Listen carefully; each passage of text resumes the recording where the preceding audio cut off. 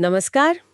आज हम एक ऐसे संस्थान की गहराई में उतर रहे हैं जो सिर्फ एक दशक में ही उत्तर भारत के हेल्थ केयर सीन का एक बहुत अहम हिस्सा बन गया है।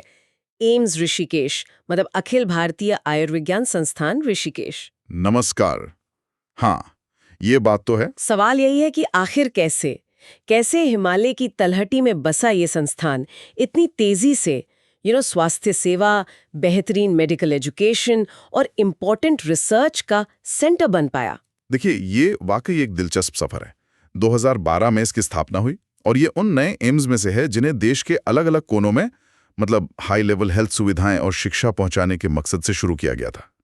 और ऋषिकेश की अपनी खासियत है, जाहिर है। हाँ बिल्कुल। इसकी लोकेशन, गंगा किनारे, पहाड़ों के बीच। लोग अक्सर कहते भी हैं कि शांत माहौल मरीजों के लिए अच्छा होता है। पर क्या इसका महत्व सिर्फ इतना ही है या कोई स्ट्रेटेजिक वजह भी है? नहीं नहीं, शांत माहौल तो खैर मदद करता ही है, इसमें कोई शक नहीं। लेकिन इससे कहीं बढ़कर ये लोकेशन बहुत स्ट्रेटेजिक है। आप देखिए, उत्तराखंड का पूरा पहाड़ी इलाका, फिर पश्चिमी उत्तर प्रदेश, हिमाचल के सीमावर्ती क्षेत्र। हाँ, यहाँ पहले स्पेशलाइज्ड हेल्थ सर्विसेज की पहुंच वो बहुत लिमिटेड थी। सही कह रहे हैं। तो एम्स ऋषिकेश ने इस बड़े ज्योग्राफिकल गैप को एक तरह से भरने का काम किया है। तो ये सिर्फ शांति नहीं, बल्कि एक्सेस मतलब पहुंच का सवाल भी है। अच्छा, और ये अपने आप में एक चुनौती भी है और एक बड़ा अवसर भी। समझ गए। मतलब ये सिर्फ एक और अस्पताल नहीं खुला, बल्कि इस पूरे रीजन के लिए एक लाइफलाइन जैसा बन गया है। बिल्कुल कह सकते हैं। तो फिर देखते हैं कि ये लाइफलाइन किन सुविधाओं से लैस है। मैंने सुना है कि इंफ्रास्ट्रक्चर काफी मॉडर्न है वहाँ का। बिल्कुल, यहाँ बहुत ही एडवांस्ड मतलब state of the art intensive care units हैं, आईसीयूज, जो सीरियस मरीजों की देखभाल के लिए बहुत जरूरी हैं। हम्म। एक बड़ा ऑपरेशन थिएटर कॉम्प्लेक्स है जहाँ रूटीन से लेकर बहुत कॉम्प्लेक्स सर्जरीज भी होती हैं। अच्छा। हाँ, हार्ट के मरीजों के लिए आधुनिक कैथ लैब है। ये वो जगह है जहाँ बिना बड़ा ऑपरेशन किए, जैसे एंजियोग्राफी या एंजियोप्लास्टी, वो सब होता है। मतलब नसों की ब्लॉकेज वगैरह का पता लगाना और ठीक करना। राइट। और साथ ही सटीक जांच के लिए बहुत एडवांस्ड डायग्नोस्टिक सेंटर भी हैं। मतलब x-ray, MRI, CT scan, labs, सब कुछ। और मरीजों को भर्ती करने की क्षमता, मतलब बेड्स कितने हैं? क्या ये बढ़ती जरूरतों को पूरा कर पा रहा है? मैंने कुछ 1000 बेड के आसपास सुना था। हाँ, सही सुना है। यहाँ 1000 से ज्यादा बिस्तर हैं और ये संख्या लगातार बढ़ भी रही है। देखिए, विस्तार तो जरूरी है ही, हाँ, क्योंकि जैसा हमने बात की, ये पूरे क्षेत्र के मरीजों को सेवा दे रहा है। और जैसे जैसे लोगों का भरोसा बढ़ा है, मरीजों की संख्या भी बढ़ी है। अच्छा। तो क्षमता बढ़ाना और साथ ही सेवाओं की क्वालिटी बनाए रखना, ये एक मतलब कंटिन्यूअस प्रोसेस है। 1000 बिस्तर और लगातार विस्तार, वो भी ऐसे पहाड़ी इलाके के पास। ये तो किसी बड़े शहर के स्थापित अस्पताल जैसा स्केल है। क्या शुरू से ही इतना बड़ा विजन था? विजन तो हमेशा से ही एक उत्कृष्ट, एक बेहतरीन संस्थान बनाने का था, इसमें कोई दो राय नहीं। लेकिन इसका इतना तेजी से विकास और इस पर बढ़ता हुआ भरोसा, ये शायद हाँ उम्मीदों से भी आगे रहा है। हम्म। ये असल में दिखाता है कि इस क्षेत्र में ऐसी सुविधाओं की जरूरत कितनी ज्यादा थी। सुविधाओं की बात चल रही है तो एक और चीज दिमाग में आती है, एक्सेसिबिलिटी, पहुंच। पहाड़ी इलाकों में मरीजों को टाइम पर अस्पताल लाना एक बड़ी चुनौती होती होगी। हाँ, बहुत बड़ी। तो क्या इसके लिए कुछ खास इंतजाम है, जैसे ट्रॉमा केयर या दूर बैठे मरीजों के लिए सलाह वगैरह? हाँ, ये बहुत इंपॉर्टेंट पॉइंट है। देखिए, संस्थान के पास अपनी एम्बुलेंस सेवाएं हैं। ओके। एक डेडिकेटेड ट्रॉमा सेंटर है। ये एक्सीडेंट या गंभीर चोटों के मामलों में तुरंत देखभाल के लिए बहुत जरूरी है, खासकर हाईवे और पहाड़ी रास्तों को देखते हुए। हाँ बिल्कुल। और आपने टेलीमेडिसिन का जिक्र किया, वो तो यहाँ गेम चेंजर साबित हो रहा है धीरे धीरे। टेलीमेडिसिन सुनने में तो बहुत क्रांतिकारी लगता है, खासकर दूर दराज के इलाकों के लिए। पर क्या इसमें प्रैक्टिकल दिक्कत ही नहीं आती, जैसे नेटवर्क कनेक्टिविटी वगैरह? क्या वो इसके असर को लिमिट नहीं करती? ये एक बिल्कुल वैलिड सवाल है। कनेक्टिविटी निश्चित रूप से पहाड़ी क्षेत्रों में एक चैलेंज है और ये टेलीमेडिसिन की राह में एक बाधा बन सकती है, बनती भी है। लेकिन संस्थान इस पर लगातार काम कर रहा है। टेक्नोलॉजी को बेहतर बनाने की और कोई ऑल्टरनेटिव तरीके खोजने की कोशिश जारी है। अच्छा। जहां भी संभव है, वीडियो कंसल्टेशन के जरिए विशेषज्ञ डॉक्टर दूर बैठे मरीजों को सलाह दे पा रहे हैं। इससे उन्हें हर छोटी बात के लिए ऋषिकेश आने की जरूरत नहीं पड़ती। सही बात है। तो हाँ, चुनौतियां हैं पर कोशिश जारी है और इसका फायदा भी दिख रहा है। ठीक है। अब अगर हम विशेष विभागों की बात करें, मतलब स्पेशलाइज्ड डिपार्टमेंट्स की, तो किन एरियाज में एम्स ऋषिकेश ने अपनी खास पहचान बनाई है? वैसे तो देखिए, कई विभाग बहुत अच्छा काम कर रहे हैं। लेकिन कार्डियोलॉजी यानी दिल की बीमारियों को विभाग, हाँ। न्यूरोलॉजी यानी दिमाग और नर्वस सिस्टम से जुड़ी समस्याएं, ऑन्कोलॉजी मतलब कैंसर का इलाज, और ऑर्थोपेडिक्स यानी हड्डी रोग विभाग, इनमें विशेष रूप से काफी एडवांस्ड काम हो रहा है। अच्छा। यहाँ न केवल अनुभवी विशेषज्ञ हैं बल्कि लेटेस्ट टेक्नोलॉजी और इलाज के तरीके भी अपनाए जा रहे हैं। जाहिर है इतनी बेहतरीन सुविधाओं को चलाने और मरीजों की देखभाल के लिए हाईली ट्रेन्ड प्रोफेशनल्स की जरूरत होती होगी। बिल्कुल। और यहीं पर एम्स ऋषिकेश की जो शिक्षा वाली भूमिका है वो सामने आती है ना? बिल्कुल सही। ये सिर्फ एक अस्पताल नहीं है, ये भविष्य के डॉक्टर, नर्स और दूसरे हेल्थ प्रोफेशनल्स तैयार करने वाले एक प्रमुख शिक्षण संस्थान भी है। देश के टॉप मेडिकल कॉलेजों में इसकी गिनती होती है। यहाँ किस किस तरह के कोर्स उपलब्ध हैं?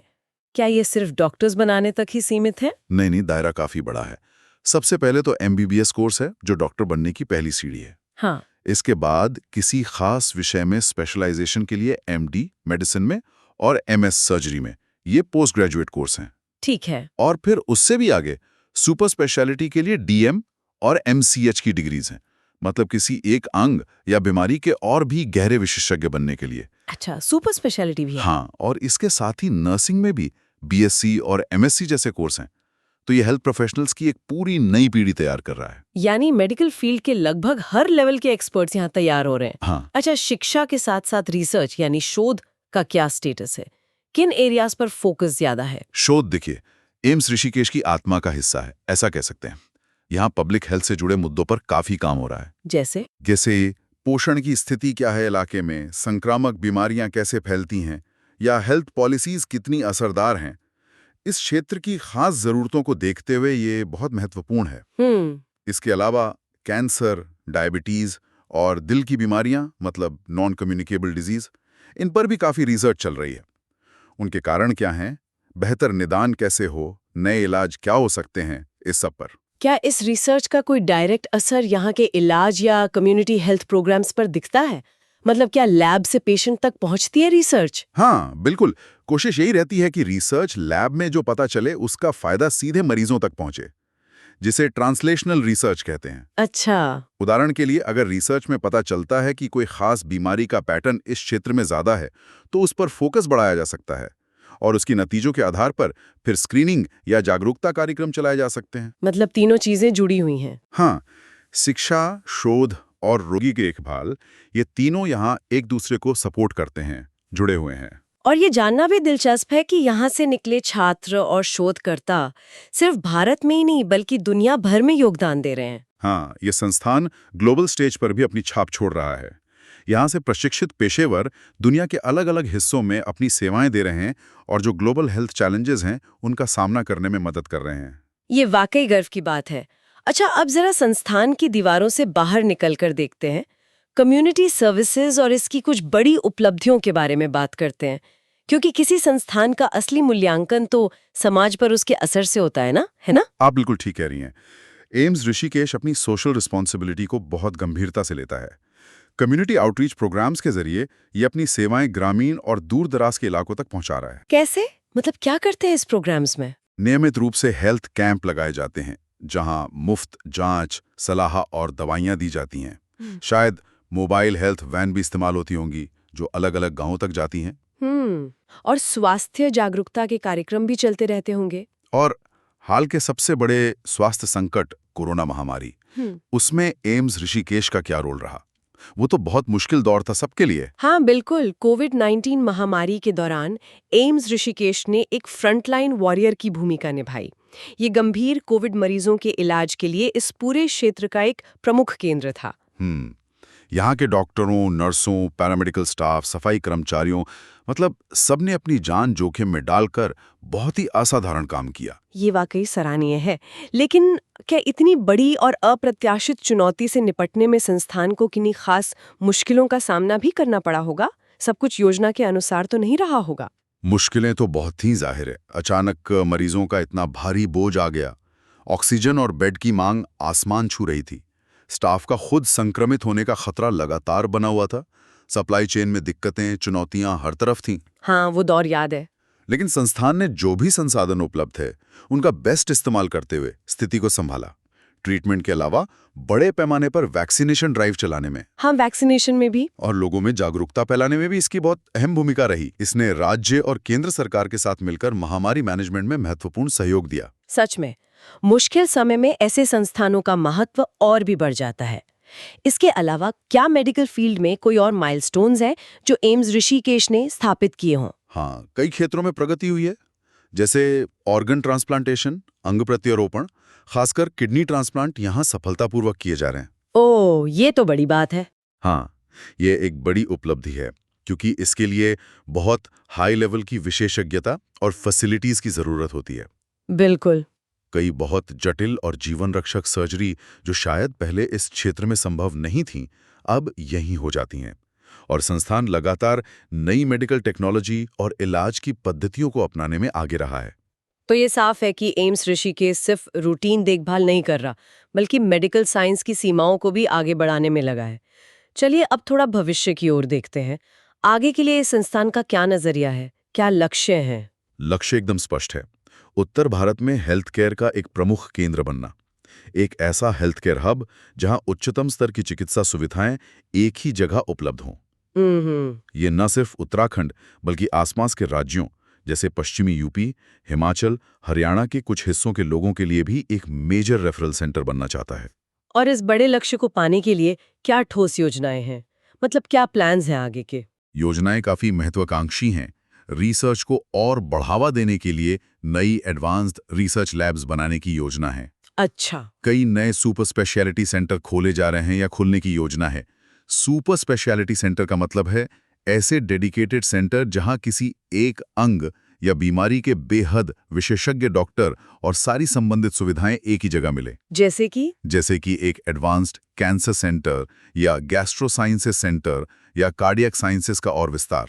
और आजकल डिजिटल हेल्थ केयर की बहुत बात होती है, क्या उस दिशा में भी कुछ हो रहा है? हाँ, डिजिटल हेल्थ केयर भविष्य का एक बहुत अहम हिस्सा है और एम्स ऋषिकेश इसे पूरी तरह अपना रहा है। टेलीमेडिसिन सेवाओं का लगातार विस्तार किया जा रहा है, जैसा हमने बात की। एक और महत्वपूर्ण चीज है इलेक्ट्रॉनिक हेल्थ रिकॉर्ड्स को लागू करना। ये HR, वो क्या है? इसका मतलब है कि मरीजों की सारी मेडिकल जानकारी, उनकी जांच रिपोर्ट, इलाज का पूरा ब्यौरा सब कुछ डिजिटल रूप में सुरक्षित रखा जाएगा। अच्छा, मतलब सब कंप्यूटराइज्ड। हाँ, इससे डॉक्टरों को मरीज की पूरी हिस्ट्री बस एक क्लिक पर मिल जाएगी, जिससे इलाज बेहतर और सुरक्षित होगा और मरीजों को भी अपनी मोटी-मोटी फाइलें सहेज कर रखने की चिंता नहीं रहेगी। ये तो बहुत ही सुविधाजनक होगा मरीजों के लिए भी। बिल्कुल। तो कुल मिलाकर भविष्य की तस्वीर काफी सकारात्मक और उम्मीदों भरी लग रही है। ये संस्थान लगातार आगे बढ़ रहा है। बिल्कुल। विकास और प्रगति की ये यात्रा जारी है और इसका सीधा फायदा मरीजों, छात्रों और पूरे समाज को मिल रहा है। ये सिर्फ कंक्रीट की इमारतें नहीं हैं, ये एक लगातार विकसित होता हुआ एक जीता जागता इकोसिस्टम है। तो आज की हमारी इस पड़ताल का सार यही निकलता है कि एम्स ऋषिकेश महज एक अस्पताल या कॉलेज नहीं, बल्कि विज्ञान, शिक्षा और सेवा का एक जीवंत संगम है। वाकई हिमालय की गोद में ये उम्मीद की एक किरण जैसा है। हाँ, और ये याद रखना जरूरी है कि संस्थान की असली ताकत इसकी इमारतें या मशीनें ही नहीं, बल्कि वो हजारों लोग हैं जो यहाँ काम करते हैं। डॉक्टर, नर्स, तकनीशियन, सहायक कर्मचारी, शिक्षक, छात्र, शोधकर्ता। बिल्कुल। उनका समर्पण और लगन ही है जो रोजाना अनगिनत जिंदगियों में उम्मीद जगाता है और उन्हें बेहतर स्वास्थ्य देता है। और जाते जाते हमारे श्रोताओं के लिए एक सवाल छोड़ जाते हैं।